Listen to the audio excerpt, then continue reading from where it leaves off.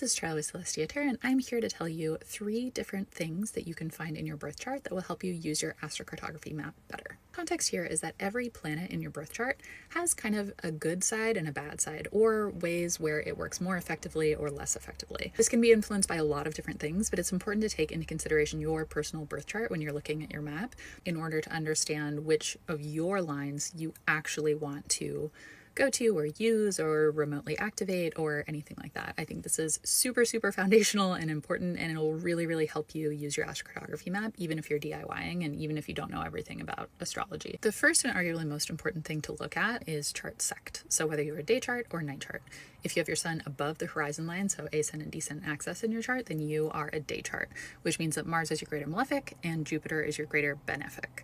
And that goes for your lines as well, generally speaking.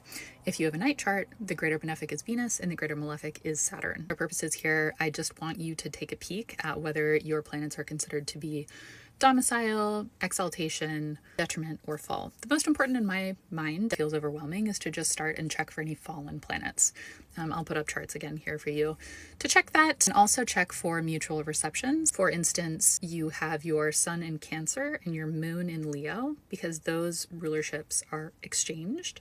Those are considered to be in mutual reception, and it helps their condition. Another good thing to take a peek at is if you do have fallen planets, if they are in retrograde, those tend to be a little less challenging.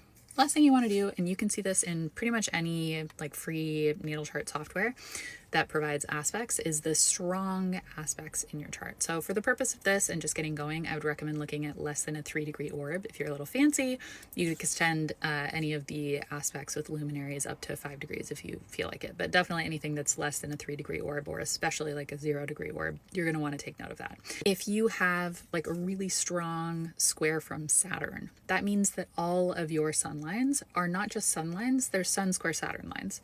That said, I don't want to fearmonger, right? Like, you've been living your chart your entire life, so it's probably not going to be a huge shock to you to understand that. And if you're looking at those lines in your map, think back to your experiences on those lines. And that might even just validate your experience. Like, oh, everyone says that sun lines are this particular way, but I also found them challenging, restrictive. You know, I found that there were themes around boundaries coming up, or I found that, you know, I had a mentor from there or something like that. Sometimes they're really positive. You might have, you know, a really strong Sun trine Venus aspect or something like that. So that's good to keep in mind as well. That's it. So if you determine your chart sect, the dignity of the planets in it, and look at any strong aspects, those are the 3, in my opinion, most important things to help you start using your astrocartography map a little better and understanding it on a deeper level.